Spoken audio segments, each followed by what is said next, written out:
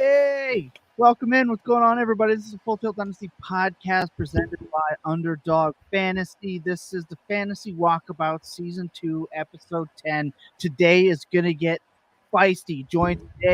We are being joined today once again by our man Patrick, the HR Alpaca. He's going to handle all the issues between Tom Lee and I that are definitely popping up. Lots of fun stuff today. Today, we're going to go through some pick value, history, what worked, what didn't, our second round picks, the devil. We're going to find out.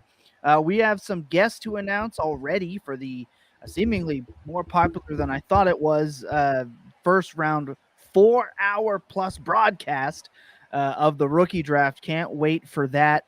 Of course, as I mentioned, I am Thomas Tipple. You can find me at Thomas Tipple FF. And Tom Lee hates second round picks like my dad hated sticking around. And I am the aforementioned Tom Lee. You can find me at Tom_Lee92 on the Twitter. And I don't actually hate second round picks that much. I am far too flippant. We're going to dive into that later today. Did you say flippant? Flippant. Is that are we getting an early? No, I'm not getting Aussie slang. This is surely this is not an Aussie slang word. Flippant. I've never heard that word. Too carefree. Oh. Yeah, I've never heard that term used before. So I'm calling it an Aussie slang because I'm semi-uncultured. So here we go. Look, today's show, as Tom Lee mentioned, is going to be putting this one together. We went back and forth on how we wanted to do it.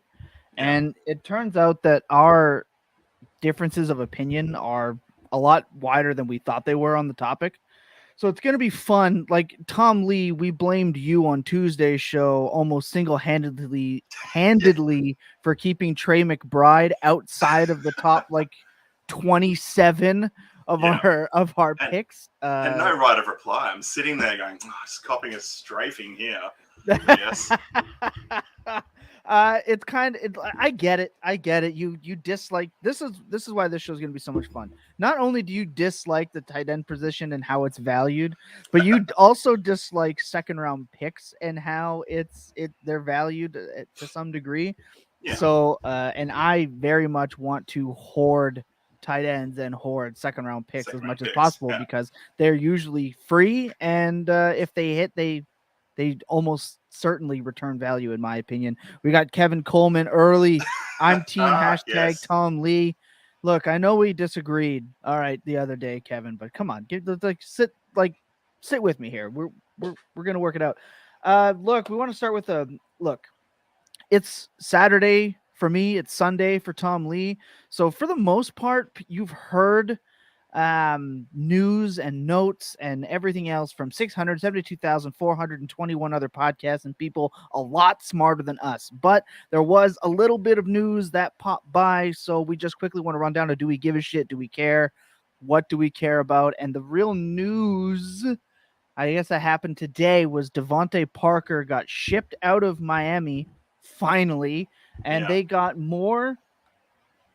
Miami got more for Devontae Parker than the Cowboys got for Amari Cooper. Yeah. So that's very interesting. Devontae Parker is now a New England Patriot to join their awful receiving core. Marlon Mack went to Houston to join the rest of the decrepit running backs.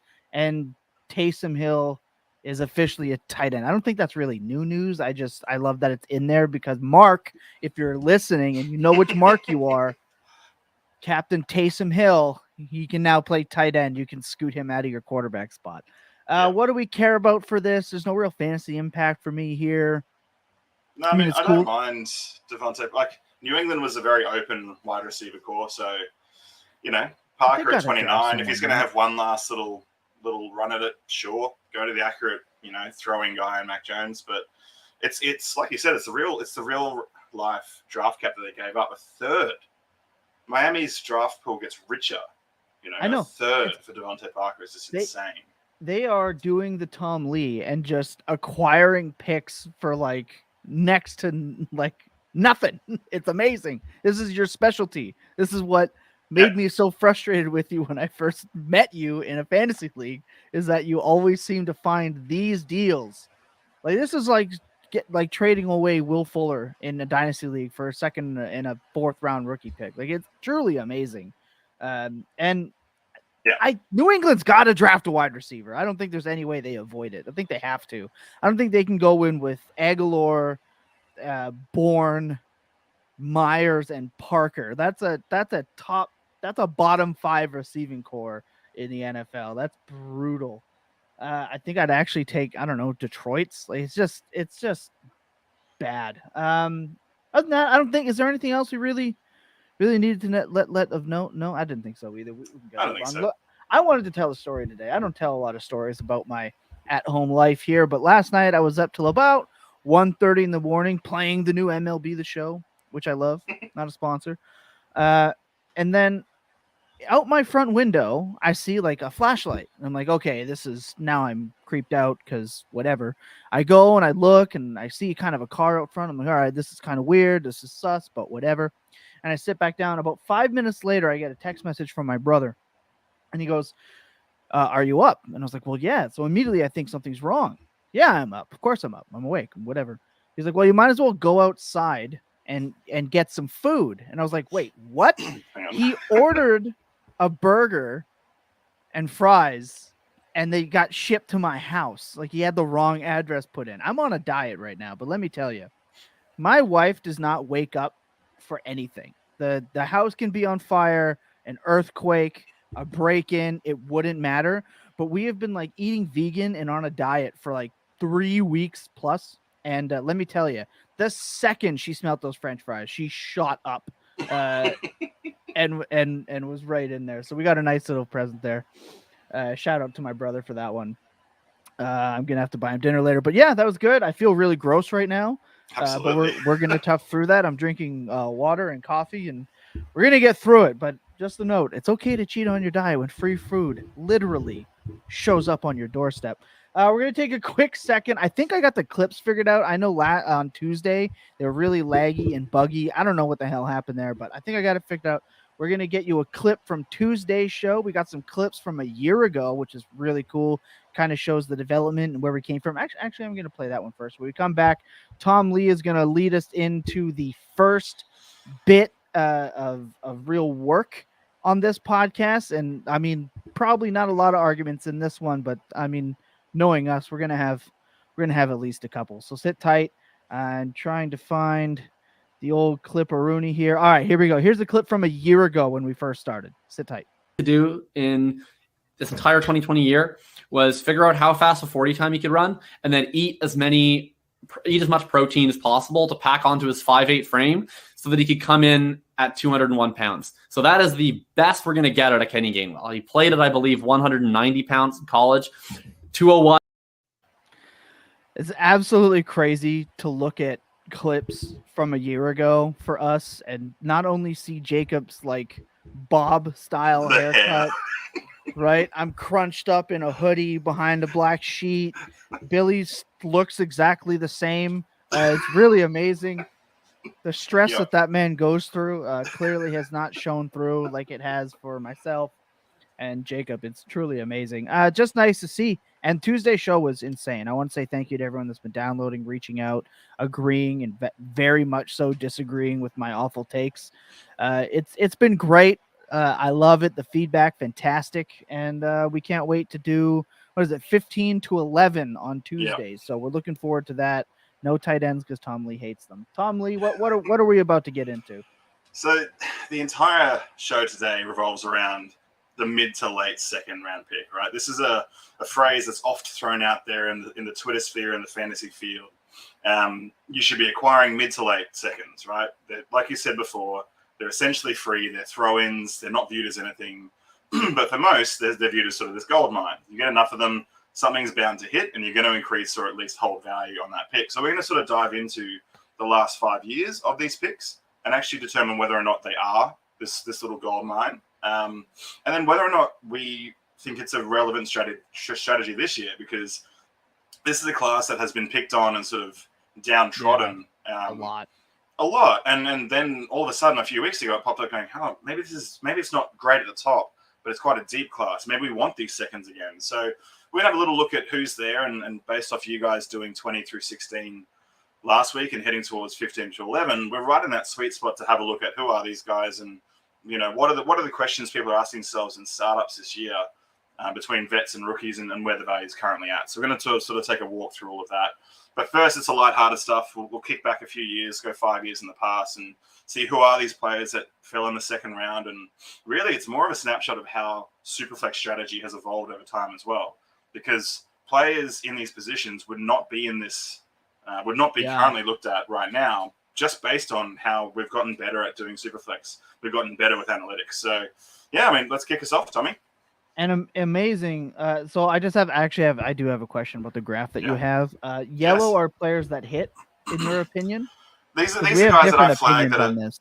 Yeah, so what we're doing is we're looking at whether or not a player has hit, a player has held value, or busted. So for a player to be a hit in the mid to late second, they need to at least be worth a first, whether it's late, early, or indifferent in their first 2 years. We have different interpretations of hits, so that'll be interesting to get into. Yeah, so what I've flagged on our little graph that Tom and I are looking at is players that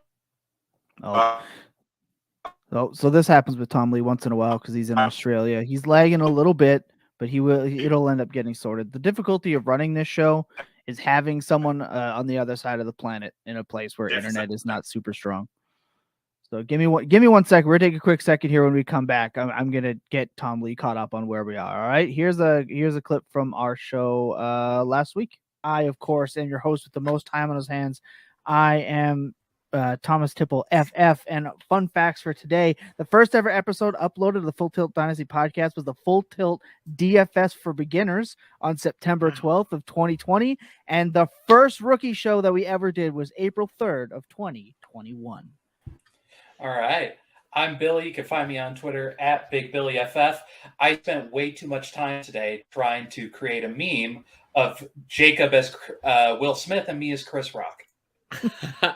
My name is Jacob Sanderson. You can find me on Twitter at FF_RTGB. And 100% of wide receivers drafted from Kentucky since 1989, before pick 89, have had a wide receiver 1 fantasy season. Oh, wow. I think we already... I like that one.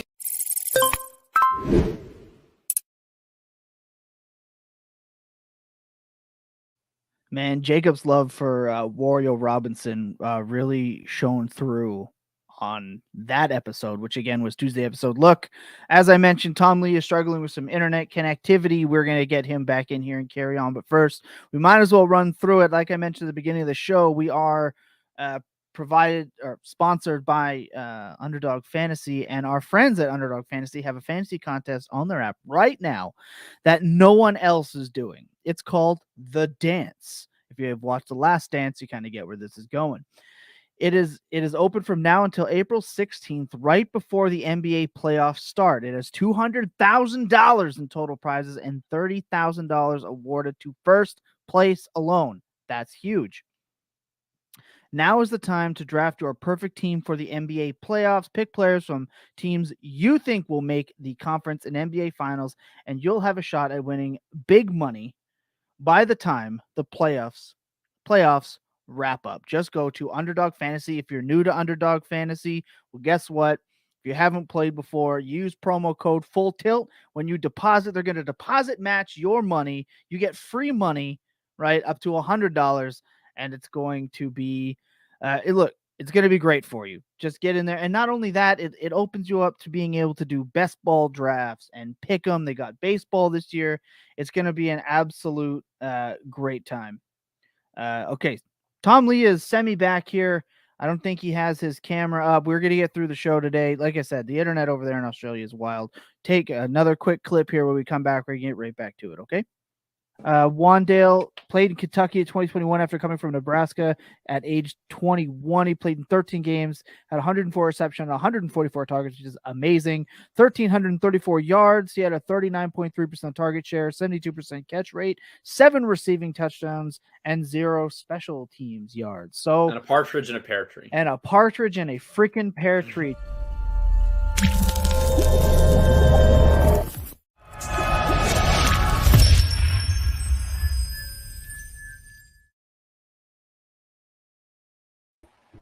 All right, so Tom Lee, you are with us. Yo.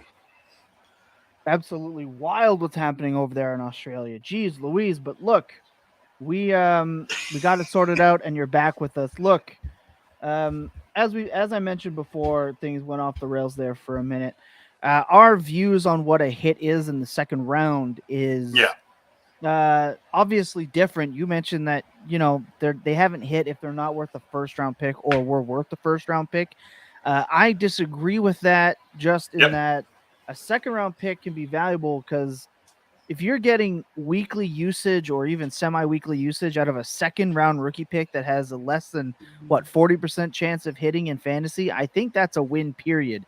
Especially for the most part, you're getting them for or as, like, say, throw-in pieces and things like that. But you're right, strategy has changed over the course of time, especially in the Superflex region, because Superflex isn't. We may specialize in Superflex, right? Yeah. And even tight end premium leagues, but that's not the norm. The norm isn't Superflex. We think it is because this is the space that we play in. So it's important this is where it's got to. Yeah, it's important to remember that hasn't always been the case. So important to know. So let's get into the first ones. 2017. Let's Trip get down into memory lane. Right. We're going to go picks 203, 204, 205, 206, 27, 207, 208, 209, 210, 211, and 212. That's basically the entire second round. We're not going to talk about all these players, but I want to, and why we're starting at 203, because it lines up with our Tuesday show. Okay. That's why we're not going to do 201 or 202. We're going to leave some of the sexiness for later on. Yeah. Got to build into it. A little foreplay. This is what it's about. There's a lot of sexy in these picks right here. There's a lot of sexy in these picks. So 203 in 2017 was Kareem Hunt, who I think we can say without a shadow of a doubt has been a hit. He is there's a joke in there that I'm not going to make because I'm bigger than that. I don't need to hit the low hanging fruit. Not like Kareem Hunt, but we're going to go. So 204 in that same year was Juju, which, say what you want about Juju, he at least produced 1 to 2 top tier fantasy seasons. Now has a chance to redo that. We're going to call that a hit. Kareem Hunt a hit. We're going to go Mitch Trubisky as a hit, as a question mark. Why do you think Mitch Trubisky is a hit? Because I believe 1 to 2 years after you drafted him, you could flip him for a first. So it's not for me that I'm saying that these players, and this is our definitional difference, is I don't draft a lot of these players to keep and play them.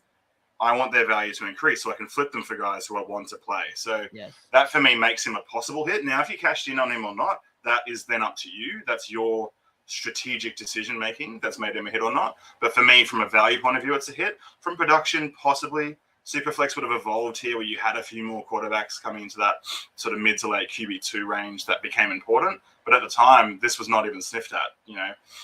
What was he off the board? Second quarterback off the board in 2017? I think so. I believe they traded up for him. Up. Yeah. So, So, I mean, it wasn't even sniffed at. Mid second round for the second QB off the board. No one even looked twice. So over the years, as it evolved, I believe his value increased substantially enough. What's crazy to me is that his value's dipped, but it's back at a point. And why I think he's a hit, but for a different reason, is that his value right now is you're going to be able to trade him now if you've held on or redrafted him for that same spot. Really, 205 is seeming to be the pick that you're getting for him, or if you're negotiating with an arch nemesis like Jacob or FF_RTDB, he's going to gouge you for 201, which good for him. That's, to me, is why he's a hit. Then the next player at 206 is really heartbreaking for me. It is heartbreaking, yeah. It's Donta Foreman. I am so happy I got to use him down the stretch for the playoffs because he looked fantastic. He got a contract. I shouldn't say he looked fantastic. He looked really good. He looks good, yeah. He got a contract in Carolina, so here's hoping. Chuba Hubbard is definitely yeeted now. Then we have Zay Jones, who just got the bag, so good for him. Not a fantasy hit, though. He did provide one decent year last year. And then 208, the Superflex cycle, Deshaun Kaiser, rough. I think 208 has actually been the worst. The worst. Oh, no, 209. Never mind, 209. 209 that year, we had Marlon Mack, which we all know how that went. 210, Curtis Samuel you have down as not a hit, and I disagree. Curtis Samuel was more than fine, and he was an actual buy considering the price that you could get on Curtis Samuel. Absolutely, yeah. And then he got the contract, and then it was with Washington, and he just either refused to be healthy to play for that team or just couldn't stay healthy. But the year prior to that, he was a more than fine asset. I know Andrew Jameson, fan of the show, he very much loves himself some Curtis Samuel. So we disagree on that one. 211 Jamal Williams. Oh, go ahead. No, I was going to say the only reason Curtis Samuel wasn't highlighted as a out-and-out hit was just the variance on opinions on the player. Some people loved him, some people absolutely hate him. So it was more a case of, look, we personally believe it, but it was just one of those ones that could go either way. Right. 212, Chris Godwin. Not hard to say. Absolute smash. And then 2018 in the same order, 203 to 212. Christian Kirk, easy. Cortland Sutton, definitely. Josh Allen, come on. I don't know how Josh Allen made it to 205. And these are super flex average. ADP. This is super flex ADP from Dynasty League Football. Okay. So Josh Allen, Mike Gesicki, Michael Gallup. So the first 4 or 5 in that spot, absolute smashes. So this is not looking good for you here right now. Then we had 208 fantasy favorite Anthony Miller didn't really come up. James Washington has a chance now in Dallas, but didn't really do much at 209. Dante Pettis, Dante Pettis, hilarious. That whole story. I don't love when people fail, but Dante Pettis really made it easy to hate on him. Also, Dante Pettis is an example is when the fantasy community just loves a player and wants to will it into existence, and it hilariously doesn't work out. I'm looking at you, Brian Edwards. Then we get 211 Dallas Goedert. 211 Dallas Goedert. This is why I draft tight ends in that spot all the time. Going early. Exactly. You can easily flip him for a first in tight end premium leagues. In any format, really. I don't think I can enunciate this name correctly, but Equanimous. Oh, I nailed it. Equanimous St. Brown. There we go. I'm on my shit today. 212. So that's a really good second tier, and we're still excluding 201 and 202. 2019 was really rough. Darrell Henderson, some people will say he's a hit because he's hashtag better than Cam Akers, but Sony Michel came in and slapped them out of existence.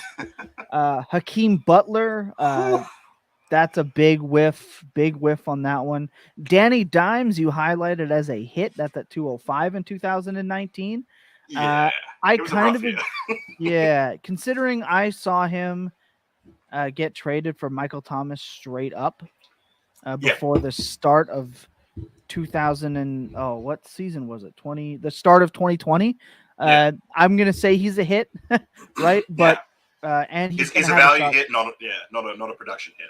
A value hit for sure, considering right now you're getting him at a value as a starter in Superflex. Drew Lock might hit this year. I mean, I don't know. Provided you some good games, but he wasn't a real good. 1 second. He's not exactly a good player. Sorry, I'm getting a message. 1 second.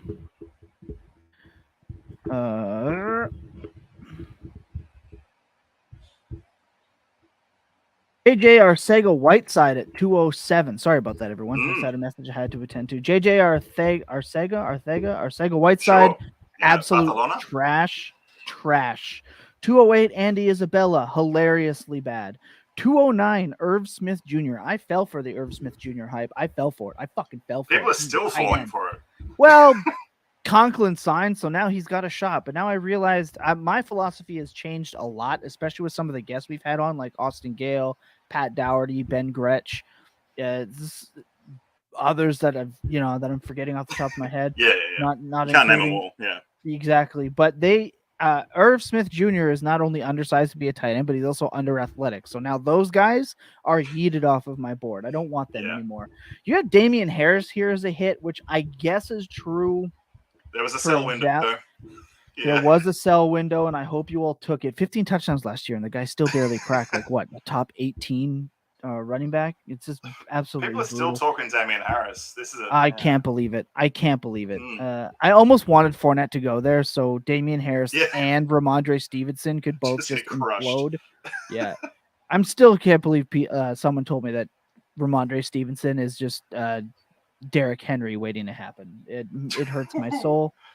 My soul. I have that one pinned and ready to fire away when that doesn't come to fruition. Devin Singletary is a hit for sure. He avoided the J.D. McKissick thing, and he was a legitimate league winner down the stretch last year. Yeah, he was usable. Yeah, definitely a sell window there. 212. This one hurts me a little bit. Justice Hill. So 2019 only had 3 hits from picks 203 to 212. So that one's more in your favor. Yeah.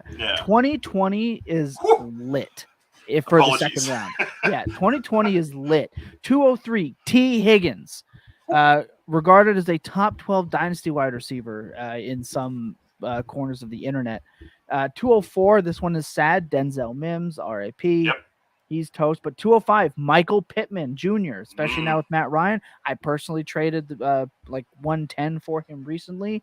So definitely a hit. Brandon Ayuk, FF_RTDB is like one of his first Twitter flags planted. Love that. Laviska Shenault, as if you watch the intro, you see the RIP. Speaking of flag plants. Yeah, no kidding. I think I'm so upset by that one. 208, AJ Dillon, whose value is just continuing to skyrocket. 209, fucking Zach Moss. Well, we've seen how that one's gone. Not a hit. Jordan Love at 210. That one's rough, but 210 is free. You're just taking shots here. You have that as a value hit, though. I think that's unplayable, but you can Hmm. return value on a 210. Yeah, I think you've been able to trade him for more than the 210, which makes him a hit for us. Brian Edwards. And then here's the one. 212. Antonio Gibson. And then you have this one here. Jalen Hurts. Put this one in. Jalen Hurts that year at 301. Yeah, they were equal on ADP, so it was split, and they just had to push one in the next round. So, I understand you're not getting that every year, or even most years, but come on. Yeah. Like, come on. This is why I hoard second round picks. 2021, I just want to point out that I feel it is unfair that right now we're calling these guys hits or not. And misses, 2021. It's just for the sake of the process, we're gonna do it. And then once we run through this part of the list, we're gonna have a little conversation about it. 2021, Rondale Moore, 203. I think that he's a value hit at this point. Yep. Mostly if you've held him, though. That's what's key about that. Elijah Moore. Oh my God, he's going in the 4th round of startup drafts right now. Yeah. Definitely a hit. Pour one out for Terrace Marshall, RIP. 206, you have Michael Carter is not a hit. I disagree. I was definitely able to ship out Michael Carter for first round picks during his Mike White quarterback days when they had a good quarterback there. 207, Pat Freiermuth, you have not as a hit. I think that's hilariously wrong. I think the next two are. But in a matter of opinion, Pat Freiermuth, I have traded for first round picks in multiple leagues, and he's being drafted higher and higher. Again, shout out to the fantasy footballers for boosting his fantasy value for everyone. Shout out. But at 207, exactly. At 207, you're more than happy with that pick in any form, not even just a tight end premium, because he was a startable, playable asset. So got to shout him out there. Kadarius Toney, you have not a hit. I also would disagree there because I have traded him for a first round pick, especially during his 3-game run of being relevant. And at a pick at 208, that's kind of all you can ask for in the rookie season. 209, Amon-Ra St. Brown, Mummy's Alive himself. I hope I'm not the only one that gets that reference, by the way, because I use it a lot. And I don't know if people pick it up, but I hope you do. And if you don't get it or you're too young to get it, please go and watch YouTube and watch Mummy's Alive. You owe it to yourself to watch an incredible television program. One of the best cartoons of all time. 210. Not a sponsor, but amazing intro even. It rivals the Power Rangers. Very good. Amon-Ra St. Brown. Obviously, it hit. Again, another league winner from that second round pick spot. Kenneth Gainwell, you saw the clip from Jacob. Not great, but unfortunately, very weird that he got used, but not when he should have. Like when Miles Sanders went down, very odd there. De'Ami Brown, pour one out, another victim to Washington, and then Amari Rogers, the most unathletic kick returner I've ever seen in my life, outside of maybe Brian Mitchell. If you don't know who Brian Mitchell is, go look him up, because that is a pull from history that I'm amazed that I connected those dots as quickly as I just did. That's not planned. But Brian Mitchell, I believe, is the career yards holder for kick returns. So, and I don't even think he might have scored one touchdown, but former returner for the Giants. Go look him up. It's actually really impressive. But so out of that, let's just say I see more hits on that list than not. Yep. Yeah, 2021 was a difficult year, right? Because, like you said, we're talking 1 to 2 year windows. So people like Michael Carter could be right now, like in that sell window you talked about, on returning that value. Yeah. Yeah. And so if we're in trade discussions, Tom Lee, I'm asking for these picks because especially if it's someone, say as yourself, that does not value them the same way, I'm happy adding them all the time in every single one of my trades. I want to target them, especially like right now. In all of my trades right now, I am trying to not only acquire 2023 second round picks, and I know 2023, everyone wants 2023. Well, I was doing the same thing in 2020, trying to get 2022 second round picks. So right now, I'm also trying to get 2024 second round picks because people are more willing to just yeet them into trades and not think about it again. Like until it happens. You can stockpile them. If I'm walking away with 6, 7, 8 of those second round picks, just looking at this, I am destined to hit on at least 3 of them. Just since 2017, the lowest amount that are hits, and as I mentioned going through it, we disagree on what can be classified as hits and what are not. But I'm happy with Drew Lock at 206 if I were to have him because, he's still on my fantasy teams. He's not on the waiver wire. So you're destined to get 3 to 4 hits if you just go back to 2017. So if I'm acquiring all these for what I feel like is practically free, then 100%, that's what I'm doing. And just by this, if I'm going just by this chart, by this exercise, I think that you are accruing more value than you are losing. So long as you are not giving up too much to get these second round picks in your trade negotiations, or if rookie picks are available in drafts. I think that this, and we're going to get into the other thing that I can't enunciate correctly yet because I can't that isn't somehow roll. I can't roll my K's like you can. Somehow that's a thing. I don't get as guttural as you do with them, but I think this is really important. This shows that you hit more than you miss, and if you're willing to take the shots, that is. And I just want to mention the first round. We're going to get into that in a couple. We're going to start hitting into that next week. It looks like. Yeah. You're guaranteed fucking nothing. Yep. Jerry Jeudy, can't miss prospect. Amazing. He's been doggy do. He's been booty cheeks. And I know he gets Russell Wilson now, but when Russell Wilson's quote is that God gave me a right hand to throw the ball deep to Cortland Sutton and Tim Patrick or whoever else is there. I don't like if I'm just reading into that, it's not great. And you can show me as many workout videos as you want. At value, I'm still taking Tim Patrick and Cortland Sutton over Jerry Jeudy, who could end up being good, but you're not guaranteed. Keyshawn Vaughn, first round pick. Well, how well did that go? Jalen Reagor, like you're guaranteed nothing. Trevor Lawrence, 101. And as much as people on the internet can argue with me, in every league that I'm in, people are trying to trade me their shares of Trevor Lawrence in every single one. So people are scared and worried. You're guaranteed nothing in the first round. So why not take a shot on the second round where nothing is guaranteed and value seems to just pop up out of nowhere? Yeah. That's my take on it. I don't know. That's long-winded, but.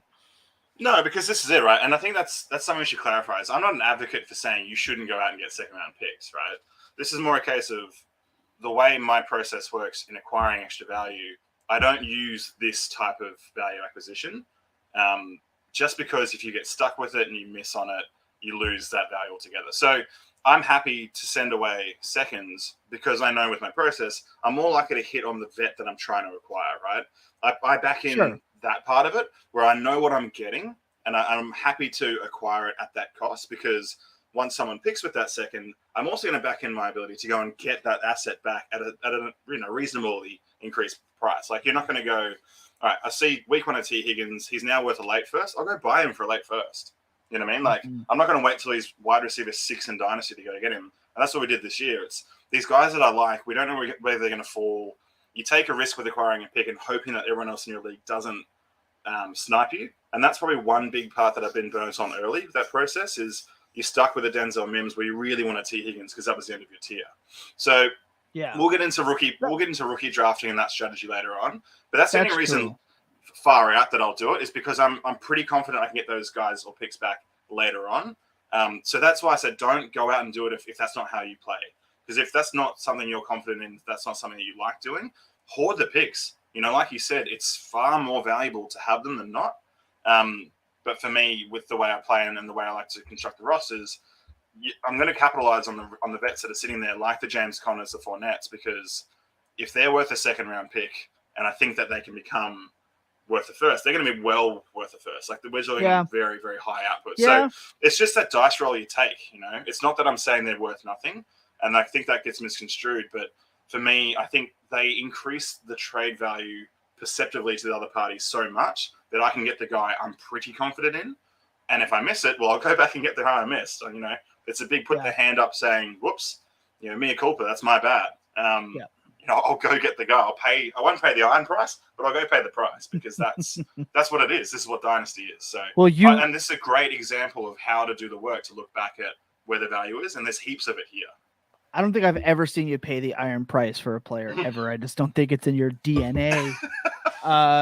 But I mean, that's a testament to your patience and your ability to know exactly what you want. And if you don't get exactly what you want, you're willing to walk away. And I think a lot of fantasy managers don't have that. That's one thing. A lot of people off in trades. It does. It does. But I mean, who cares? I mean, the point is to win, and I need to do that more because I'm more willing to say, screw it, to get the deal done, and it's cost me a lot. And people are going to get upset. I'm in many leagues, and shout out to @Cam's Not Sober. His leagues are so much fun. Yeah. But leagues like that, I'm terrified to send a trade offer because you never know if it's getting dropped into the chat, right? Like chat, it's a good roasting, but it's so much fun. It's so much fun. So it might make people mad. It might become a fun exercise. Who knows with fantasy? You could send a trade that's completely even in your eyes. It checks out on trade calculators if you want to go that way. And someone can send it back. It's like, is this fucking serious? I just think that's I think that's just a sign of the status fantasy football is in. Is no one's opinions are ever going to add up, which is why ADP exists in the first place. And that's why we try to walk you through this process because you make your own decision. If you like what you're hearing, go and get these picks. You know, it's like the whole idea of having different strategies is that they can all work if executed well, but understand how they work, the nuts and bolts, and that's what's been so great about the guest episodes previously is understanding and going into detail about how these strategies work, how they could work for you in different positions, and giving you different elements to your arsenal to start picking apart your dynasty leagues and starting to win in different ways. And that can be really, really entertaining and fun. Yeah, I couldn't agree more. I think that's a fun exercise. But look, right now I'm gonna say that I'm fucking winning because you hit more than you lose so far. So I'm taking round one, and mostly because I run this program and I'm allowed to do that. Look, we're gonna take a quick second. I got a clip queued up. We've been talking for Voorhees finally made it before the end. Yes. Voorhees TV. Look, go and check him out on Twitch. He is some of the most fun playing games. The dude has music that is on top tier levels, and he is an absolute great time. Toxic as hell, but we love it. You're gonna want to go and check him out. I'm happy you managed to make it before the end, mate. Look, we're gonna play a clip from our show on Tuesday. That was the rookie show, and when we come back, we're gonna get into that thing that I can't pronounce properly. All right, sit tight. And I just keep coming back to White because he's the guy at 6 feet, 210, runs in the low 4.4s, has monster college receiving production, you know, and I'm like, man, this guy can actually contribute in all phases. The only thing I'll note with White, I don't think that he's like quite as good of a receiving prospect as it looks like. He's not a guy, when I've watched him, that's getting like a ton of the route tree. He's not an Aaron Jones. He's not an Alvin Kamara. I think he benefited a little bit from his team's willingness to check it down. That being said, if you get that high of a target share, at least we know he's a serviceable receiver. He's not a guy who's going to have to get subbed off on third downs. And so to me, that checks enough boxes that I'm happy with it, even if he's not necessarily like a dynamic receiving option. But he's just a guy who I think can do everything well, and that's the kind of guy that I want to be targeting.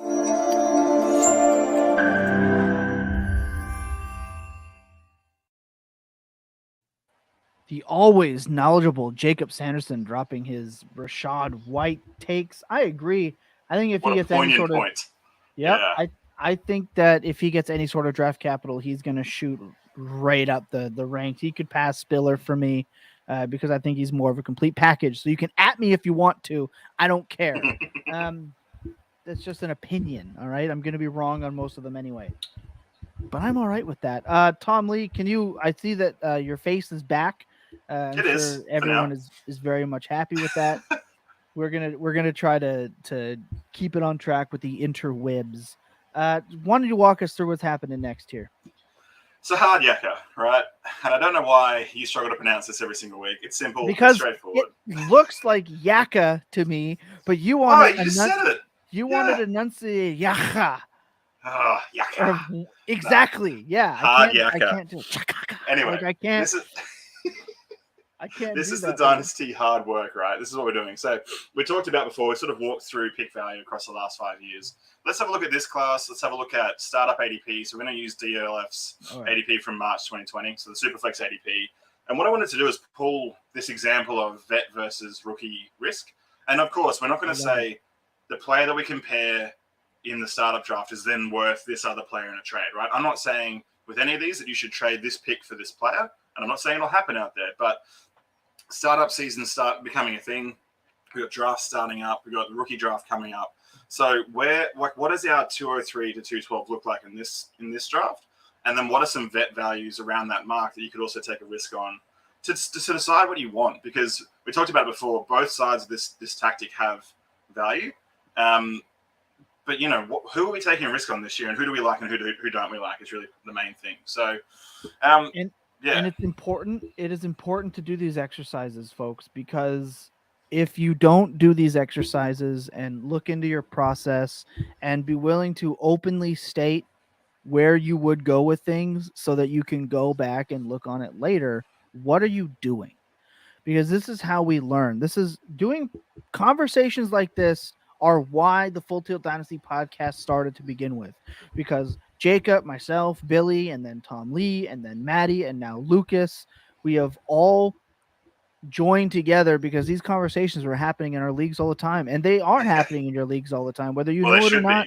In other people's DMs that are in your league, they're always having these discussions, and it is important. It is so important to be willing to talk about it, go through it, be wrong, because this is how you develop a process to begin with. Being wrong is okay. I'm going to be wrong. Yes. Crucial is right. It is how you learn and develop your game and how you can make it so you can win a lot more down the road. No one's right all the time. Anyone tells you they're full of shit. They're an idiot, I'm about to be really wrong with a lot of what we're about to go through, and I'm okay knowing that. I'm okay knowing that. It does not hurt my feelings. So get ready. Lucas, you get ready to clip these. Get ready to clip what we're going to go through. Also, can I just shout out Lucas real quick? Luke joined our team to help me with some video editing because we had so much content coming out. And I got to say, all the clips that you see in between segments, all the clips you see on the Bird app, none of it would be possible without him. And so we're very happy to have him as part of the team.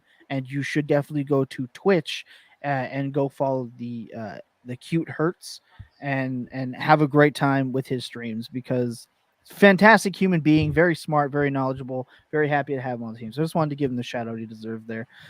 Tom Lee hit me with the first trade question. Also, you guys love these trade questions. So one of the reasons we keep doing them is because people keep requesting them, and you guys send me your DMs of your trades. And thank you for that. I'm sorry if I get them wrong, but I'm very I'm honored to be someone that you've asked for trade advice, honestly. So Tom Lee hit me with these so I can be really wrong. We'll start at 212. So what we're going to do is look at 212, the asset. 212 up? Okay. Yeah.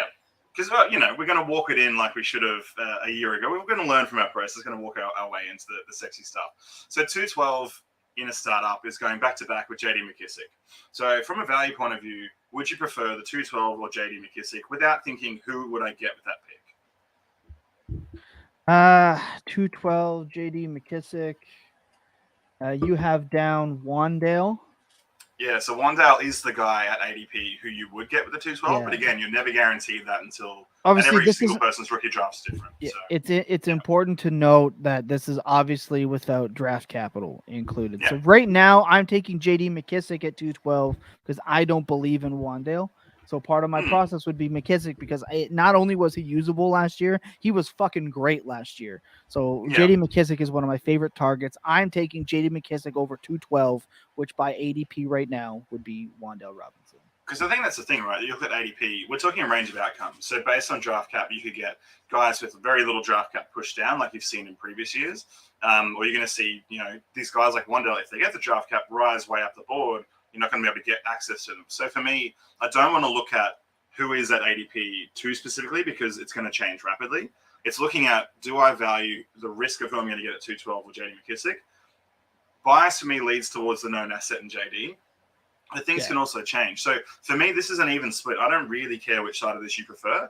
If you think that JD is a valuable addition to your team, I think you can return better than a 212 value later in the season. But at the same time, roll the dice. Your rookie draft may be very, very opinion-based, and you might get a gem at 212. It's going to be different because Jacob is definitely taking Wandale like 201 no matter what. Exactly. Yeah. And if that pushes everyone you like down, then maybe roll with the 212. Yeah. But for me, this is a pretty even split, but I like that you like McKissick. This is, again, I just want to reiterate, like, this is a process just based on taking it as it is at face value. We obviously understand that all of these values are going to change. And guess what? We're going to redo this fucking process after the draft because, again, it's going to be important, especially for making fun of whether or not I was right or wrong. So what's next? So 211. So around 211's ADP, we have Odell Beckham Jr., So coming off an ACL mid to late in the season. Yeah. He's not going to be ready to start the year. Back at LA, but also free agent. So, go on. I'm taking Odell. I'm also taking Odell in this situation. Yeah. 211 right now you have is Kyren Williams. That's the ADP for 211. So could be Wandale, could be any other guys on the list, but yes. Yep. Yeah, I'm taking OBJ if the 2022 ADP stays at like Kyren Williams. 211 or OBJ, I'm taking Odell Beckham because I still think even after another knee tear, he's already going to be a playable flex pretty much anywhere he goes. Apparently, except for wherever Baker Mayfield goes. Yeah. God, that guy's a bum. And I think the tough part of this is the back half of the second is where either value is going to slide, and we've seen this in looking back to the years, or it's going to push you out of the guys you actually want. And we're going to get to 1 and 2 picks time for you, especially Tom, who you'll probably go a lot earlier on this guy as far as a rookie goes, regardless if he gets the draft cap, regardless. So 210, we get to 210 and Kenny Golladay going back to back. Kenny Golladay on the second year of a 4-year deal, which is probably a 3-year deal with New York, still stuck with Danny Dimes.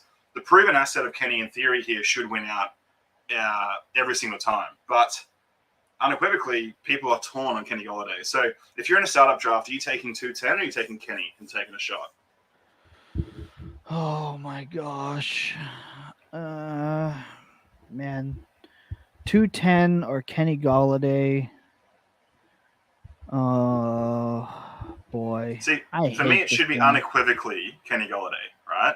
Not because I think he'll be anything. Unequivocally. Yeah, like it's an asset that I'm going. This for me is a piece I could sit on my bench and go, if he's anything, at least I've got him there. Right, but you can argue the same thing with the but the player you have here listed is Zamir White. I'm not a big Zamir White fan, and I'm not a fan of those running backs in the late second rounds unless their name is, I don't know, Antonio freaking Gibson.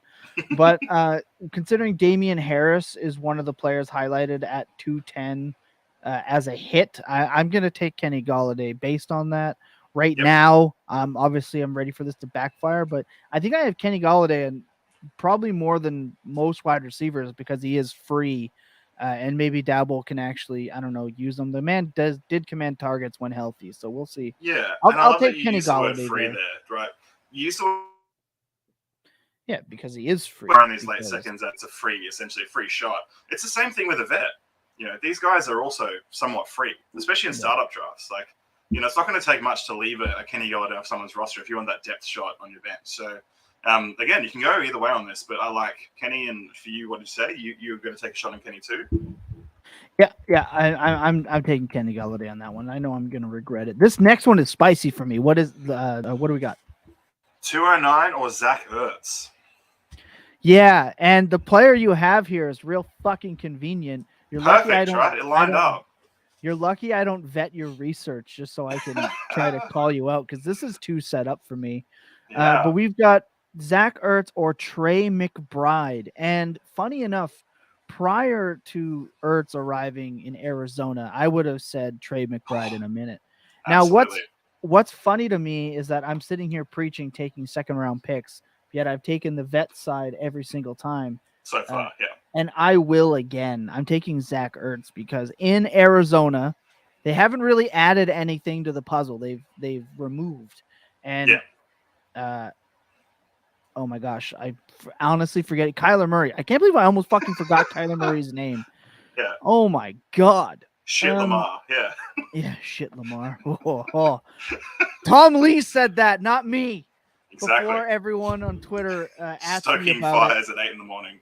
And I didn't pay him. Okay, I know that I always say that you get bonuses and stuff when you hype Lamar Jackson. I did not pay for that That's one. not happening. But I'm taking Zach Ertz here because Zach Ertz is what I hope Trey McBride can be. And knowing tight ends, if it's Trey McBride at 209, which in my drafts he'll never fucking make it that far because he's not getting past 204 for me.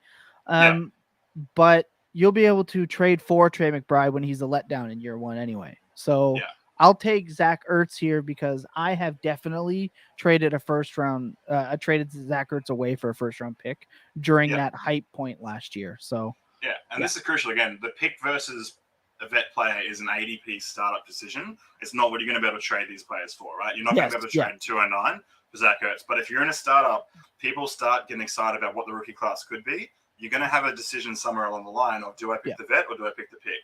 And I'm also on Zach Ertz's side. I want to stop down and talk a little bit about tight ends there because, like you said, I hate paying any price for tight ends.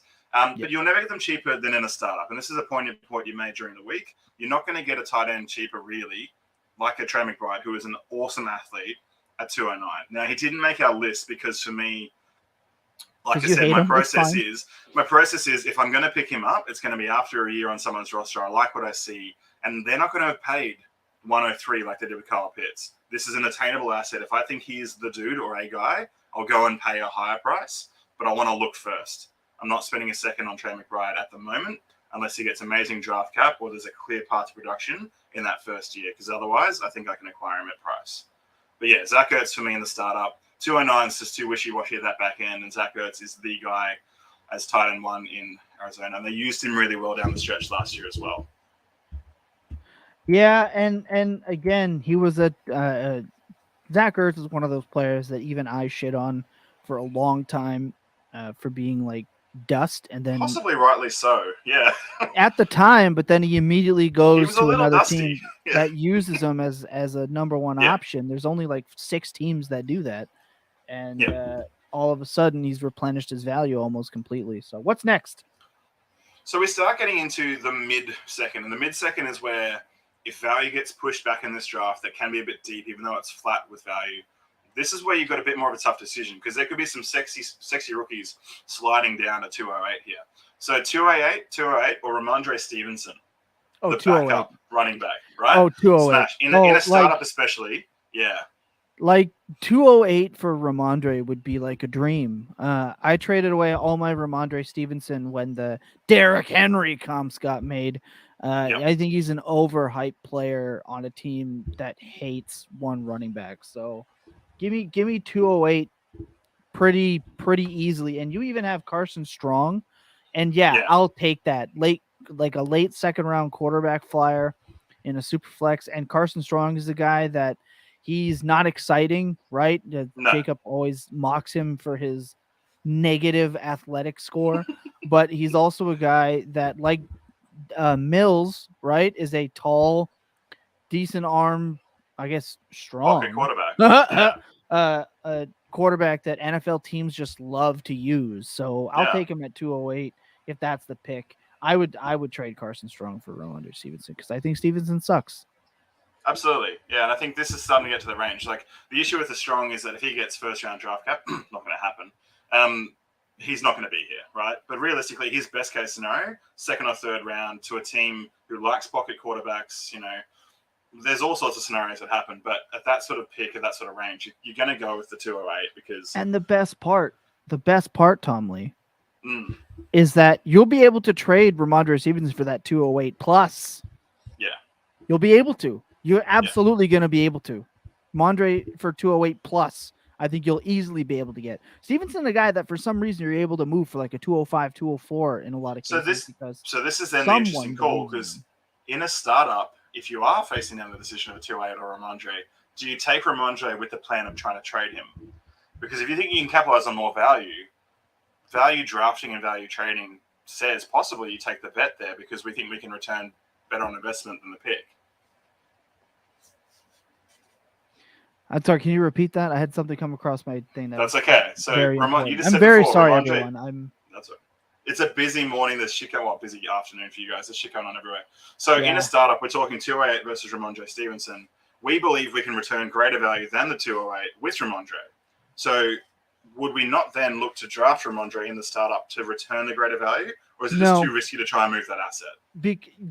I'm all good being confident in my ability to make moves, but if he's fallen that far, it's probably already because the people in your league value him at that point.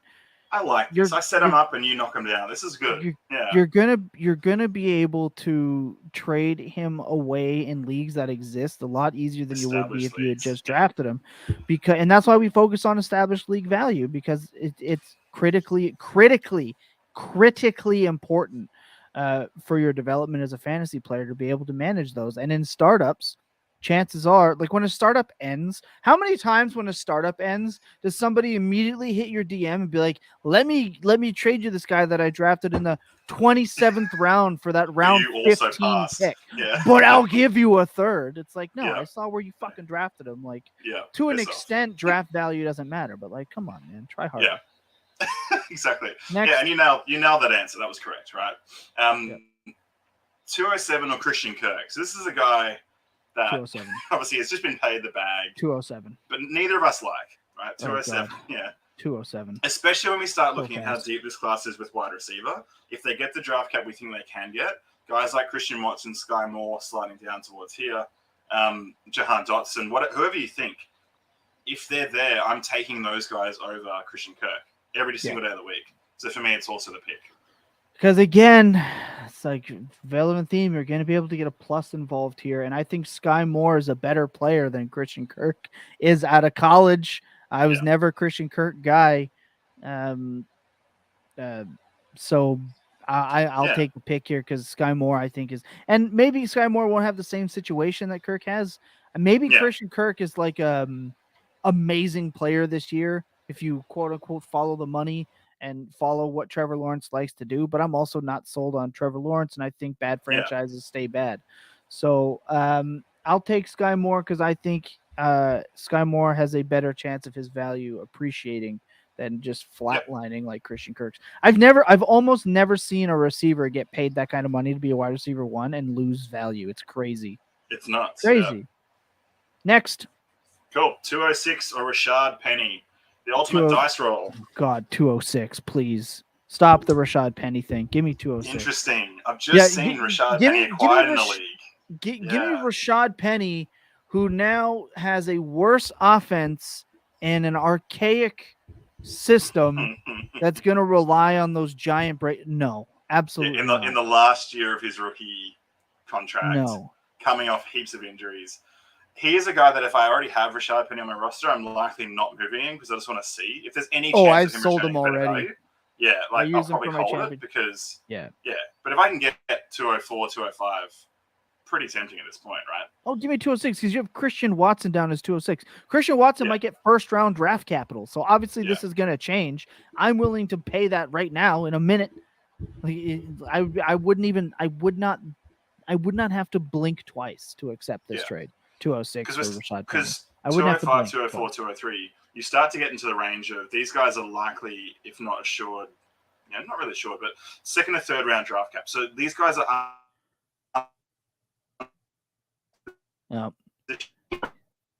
He is lagging again, everybody. I apologize.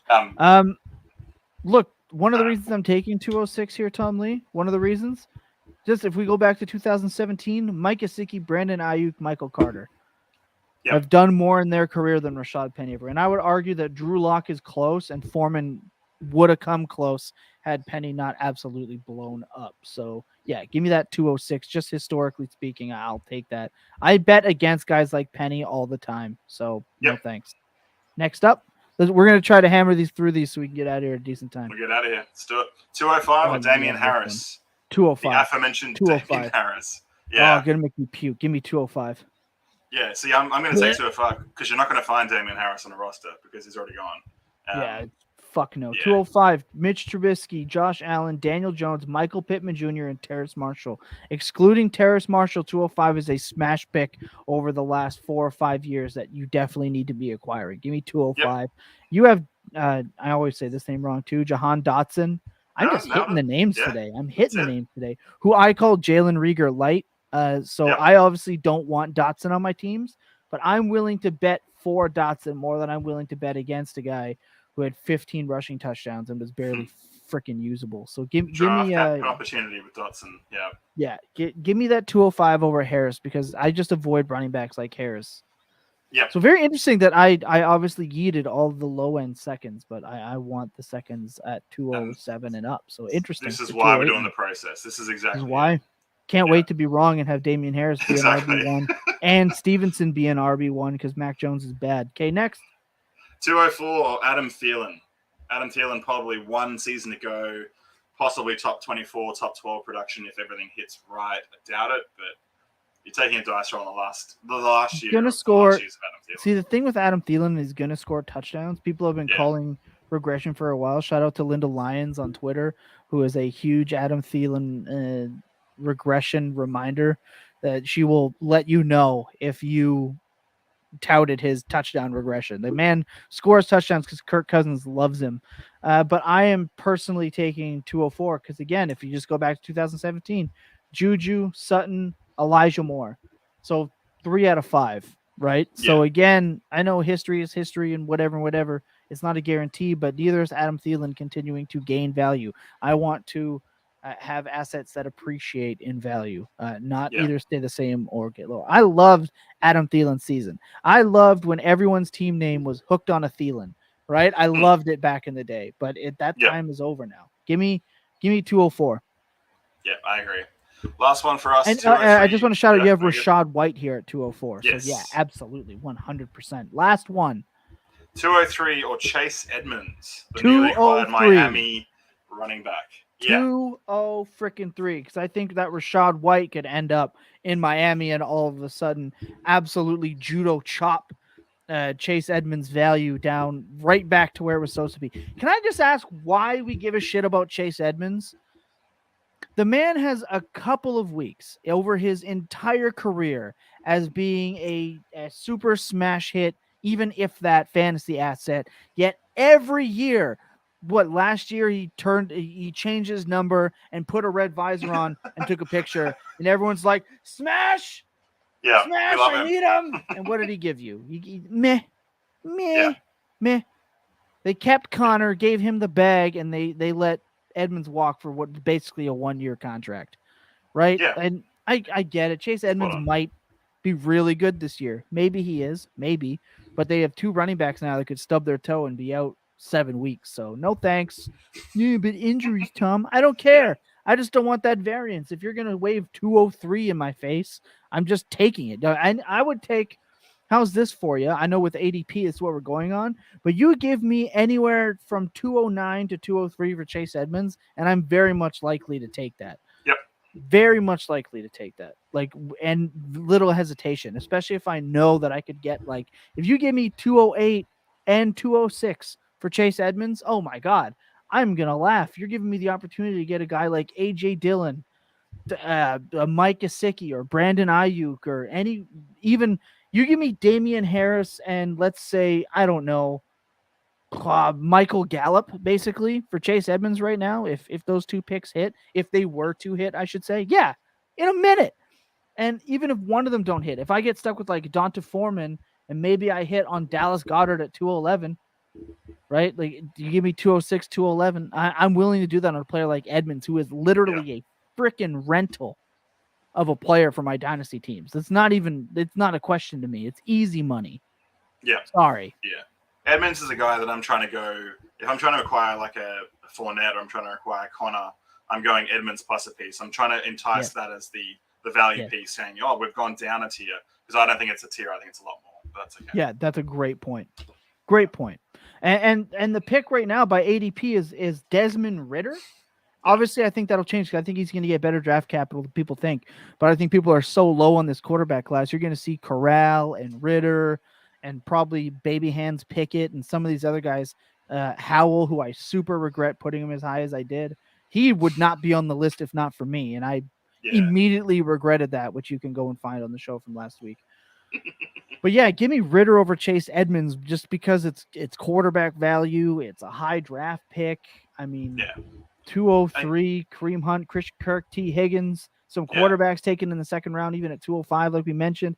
Mitch Trubisky, Josh Allen, Daniel Jones, Drew Lock, Jordan Love. Like, so many of those spots appreciate in value over time. And that's so important.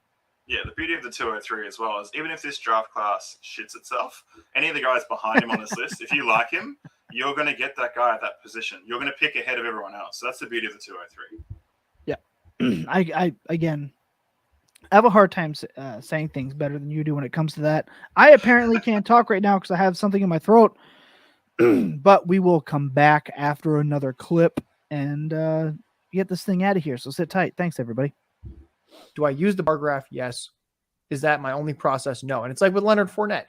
Does he have pretty bad advanced metrics? Absolutely. Do I still draft a lot of Leonard Fournette and value him generally above consensus?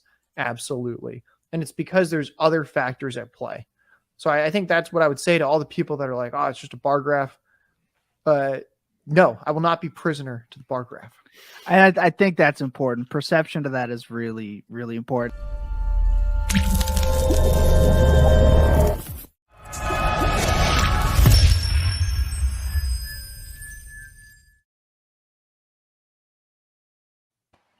That clip is profoundly important to me because we had Josh Larkey on and Austin Gale on. Austin Gale is the lead content creator.